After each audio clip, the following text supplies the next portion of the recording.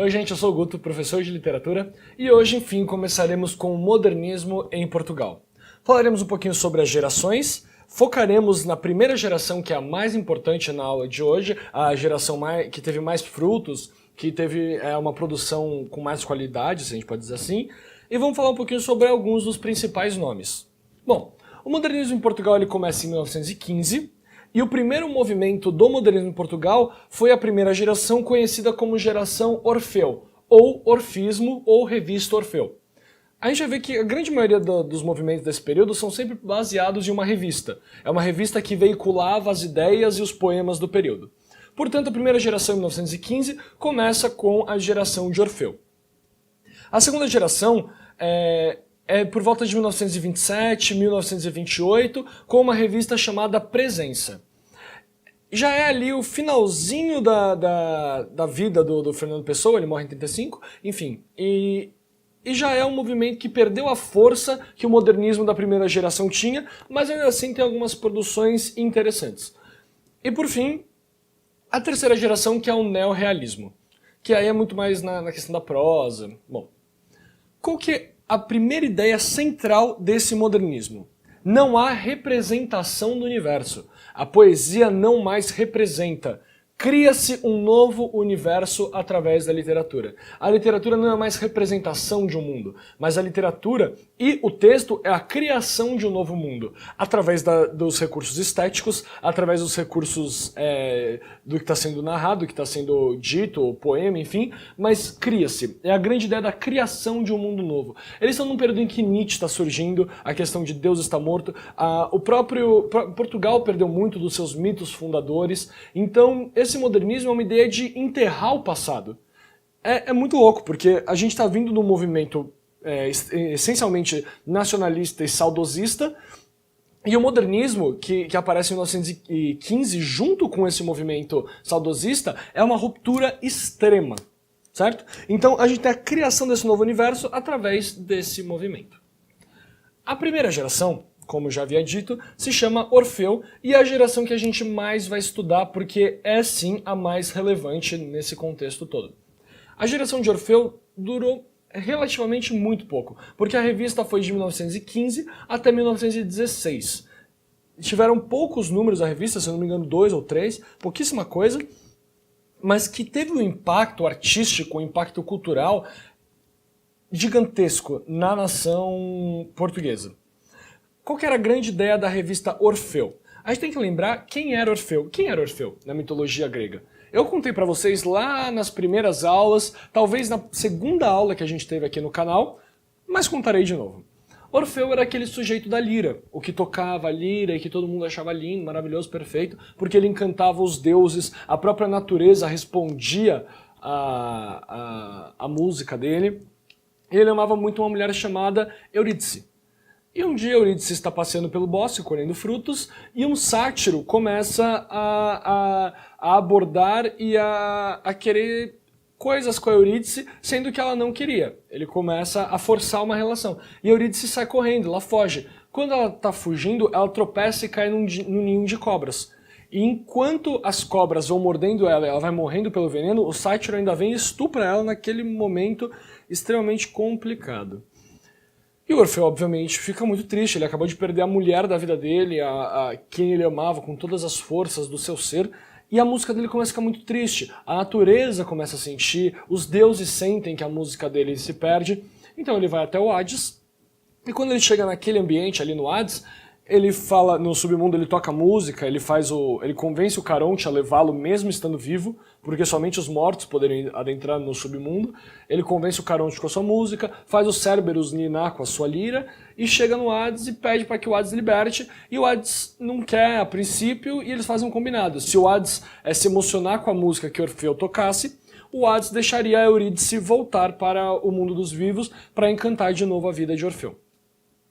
A grande questão é que o Orfeu vai lá, toca, o Hades se emociona e o Hades fala, tudo bem, você pode levá-la. Desde que você não olhe para ela até você sair do submundo. Se você olhar para ela antes de sair do submundo, coisas ruins acontecerão.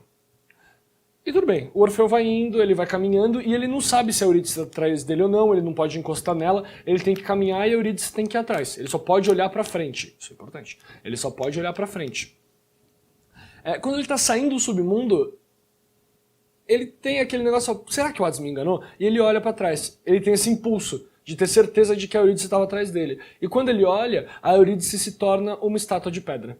E a própria alma dela se torna essa estátua de pedra. Ela nunca mais poderia ter uma alma livre, porque por conta do Orfeu olhar para trás, a Eurídice se transformou numa coisa estagnada para sempre, para toda a eternidade.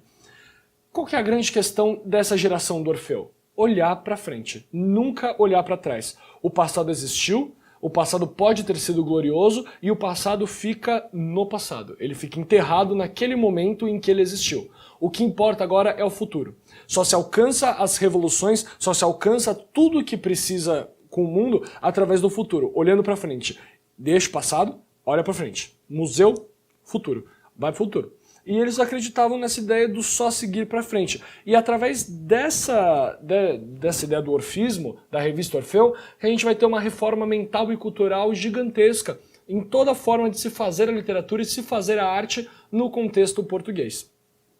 A grande ideia do modernismo português era, a princípio e principalmente, acertar o passo com o resto da Europa. Se o pré-modernismo era saudosista e fincado nas suas raízes, mesmo querendo alcançar o resto da Europa, ele se fechava muito a seu próprio espaço, o modernismo não mais fará isso. O modernismo quer estar em consonância com todos os outros países. O modernismo português ele quer que a sua literatura seja lida em qualquer lugar do mundo e, sendo lida em qualquer lugar do mundo, seja interpretada e entendida da mesma forma, sem precisar fazer parte de um determinado contexto espacial. Por isso que essa ideia do saudosismo contra o cosmopolitismo. O saudosismo é essa ideia do passado da sua própria nação. O modernismo quebra com isso. Esquece a saudade, esquece o passado. O passado já morreu. O que nos interessa é o futuro. E o futuro é a universalidade. Cosmopolitismo é a ideia do universal. É criar uma poesia que seja universal, que trabalhe com questões, que dialogue com todos ao mesmo tempo. Por isso que eles vão criar essa ideia da arte cosmopolita. O que eles vão dizer nessa geração de Orfeu? Que os poemas, ou de maneira geral, os poemas têm que abordar o misticismo. Obviamente, eles estão trabalhando com uma ideia extremamente estereotipada dos continentes. E eles até utilizam palavras extremamente complicadas. Mas é o que eles estavam propondo naquela época para abordar uma universalidade. O misticismo asiático, a questão das religiões orientais, o exotismo oceânico, afinal a Oceania é um lugar bem estranho, as aranhas lá são gigantescas, é um continente bem complicado, o maquinismo europeu, por conta de toda a revolução industrial, tudo que a Europa já trazia, de toda a sua revolução relacionada às máquinas, e essa ideia do maquinismo é muito importante, porque a vanguarda que mais vai influenciar o modernismo português vai ser o futurismo. Isso fica já óbvio no próprio nome do Orfeu. Olhar só para frente, esquecer o passado. Então o futurismo vai influenciar muito mesmo essa construção. O primitivismo africano, primitivismo é uma palavra complicadíssima porque denota inferioridade quando você fala primitivo, mas seria a ideia das religiões africanas, da forma de abordar o mundo do africano, que é completamente diferente do europeu e de todos os outros, por exemplo. E por fim, o próprio cosmopolitismo americano, que é a ideia dessa miscigenação, dessa mistura que temos aqui no nosso continente lindo, maravilhoso, muito louco. Tranquilo? Então, a grande questão dessa primeira geração é proporcionar uma arte universal, uma arte que se expanda e que se prolifere e que vá para o mundo inteiro, que não fique presa só no seu espaço, lembrando da sua própria história. É uma arte que vai dialogar ao mesmo tempo com razão e emoção. É uma arte que vai dialogar diretamente com o sujeito, independente do espaço que ele esteja habitando. E isso vai ser muito importante. Bom, como principais nomes, a gente tem o Mário de Sá Carneiro, que foi um poeta importante, foi até um dos principais editores, era o sujeito que bancava a revista Orfeu. O Almada Negreiros, que ele era ator também, ele tem uma questão muito polêmica nas suas produções, é um sujeito muito agressivo nas suas produções. Vamos ver alguns poemas deles.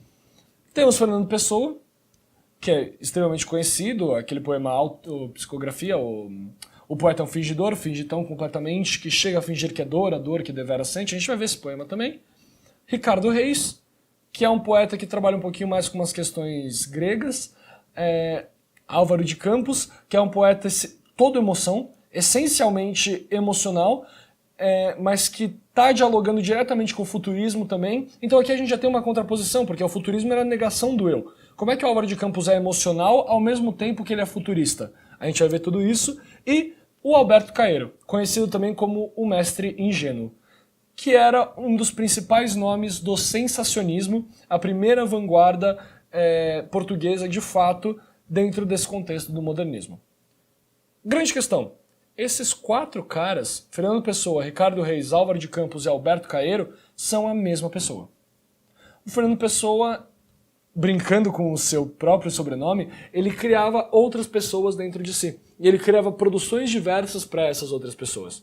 A gente vai ter uma aula para falar de cada um desses heterônimos, que eles são importantíssimos, e dentro dos próprios heterônimos, eles são divididos em fases. Tem a primeira fase do heterônimo, a segunda fase do heterônimo, a terceira. Eles são pessoas. É como se fossem pessoas que de fato viveram. Então é importantíssimo, a gente precisa de tempo e cuidado para olhar para essas questões.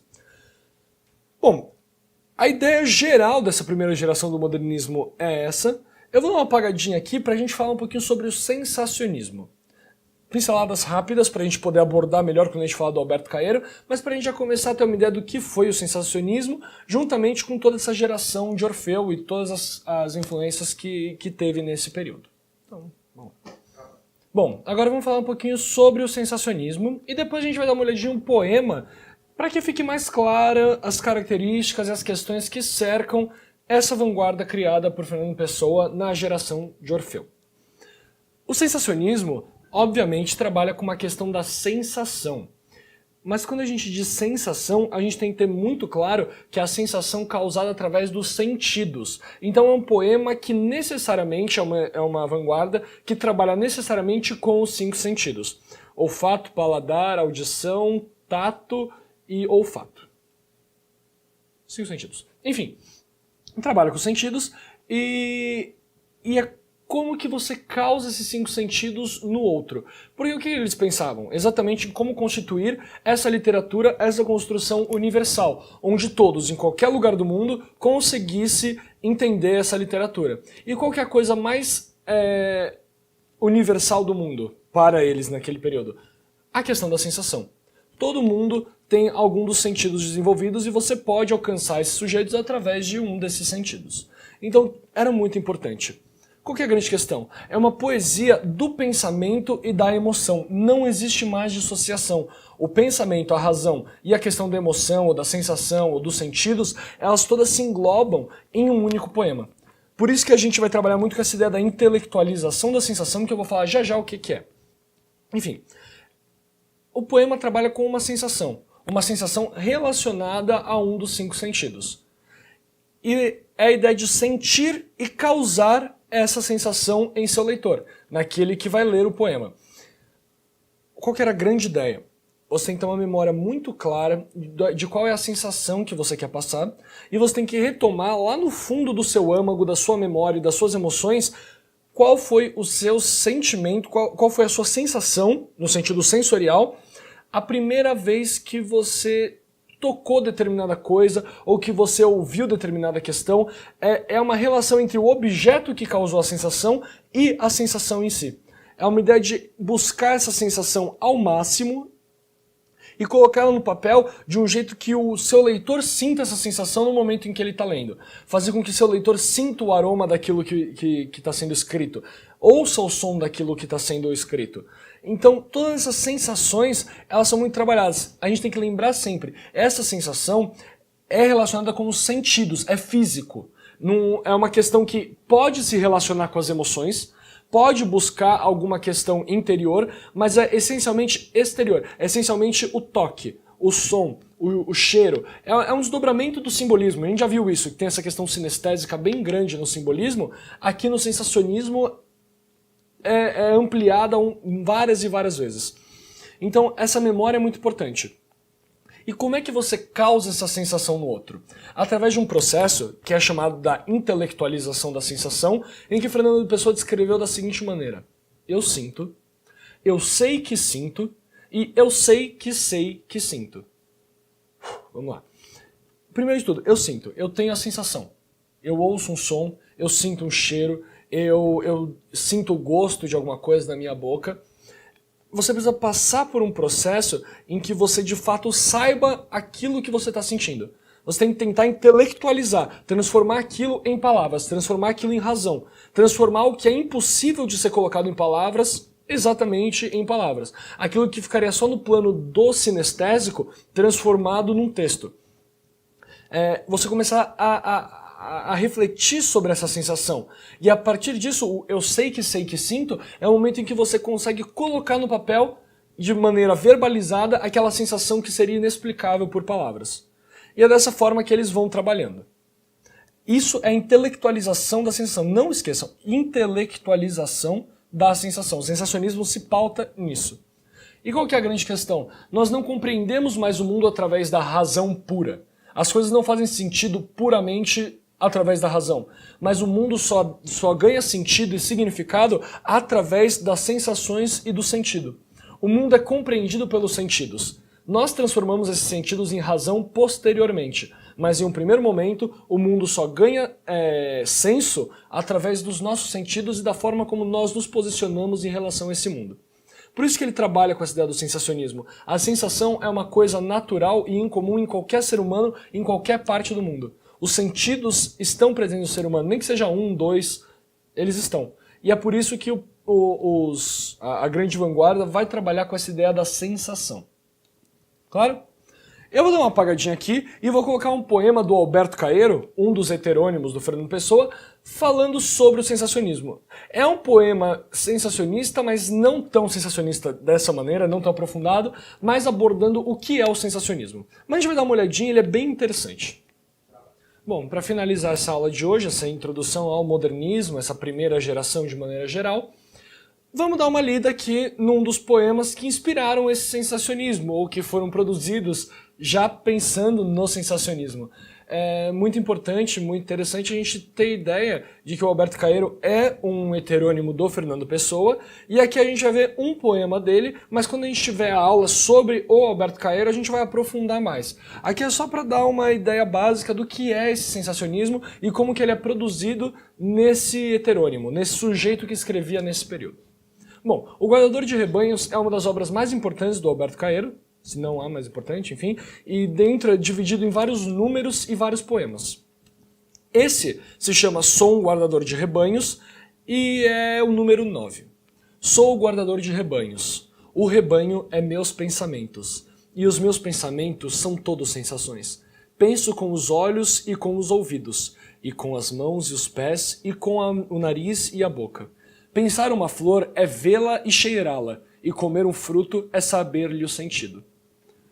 Aqui a gente fica muito claro que há uma ligação e a impossibilidade de dissociação entre o pensamento, entre a razão e o sentido. O sentido nas sensações. Aquilo que é sinestésico, aquilo que afeta sensorialmente o sujeito.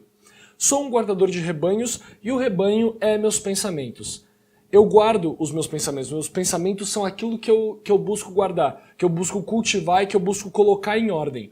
Mas ao mesmo tempo, esses pensamentos são todos sensações. Então, são coisas que é quase impossível transformar em palavras. É uma coisa que fica sempre no plano do imagético, no plano só da sensação, só do sinestésico, do sensorial. Penso com os olhos e com os ouvidos, e com as mãos e os pés e com o nariz e a boca. Eu penso através dos meus sentidos. Eu só compreendo o mundo, eu só alcanço esse mundo no qual eu vivo através dos meus sentidos. É através dos sentidos que eu consigo dar sentido ao mundo.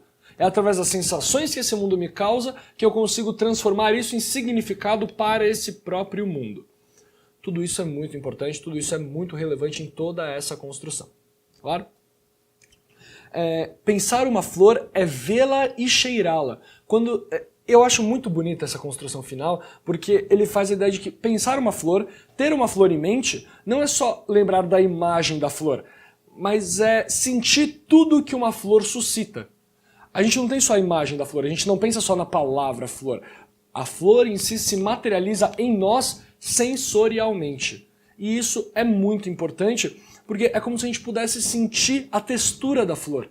É como se a gente pudesse cheirar o aroma dessa flor. Pensar numa flor é ao mesmo tempo sentir essa flor. E sentir um fruto, comer um fruto, é a mesma coisa que saber o seu significado mais profundo.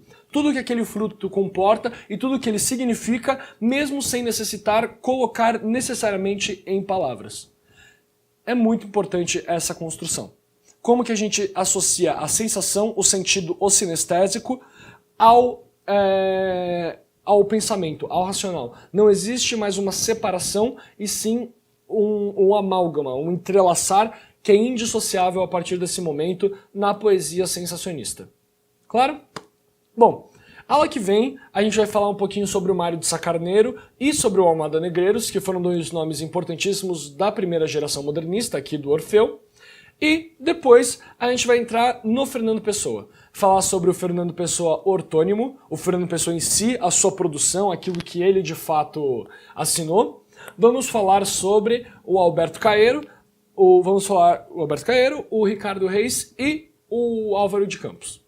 Bacana? Espero que vocês tenham gostado, espero que vocês tenham compreendido na medida do possível esse sensacionismo, porque é de fato complicadinho. Mas espero que tenham gostado também, achei esse poema belíssimo. Se tiverem a chance, procurem os outros poemas do Guardador de Rebanhos e encontro vocês na próxima aula. Tchau, tchau!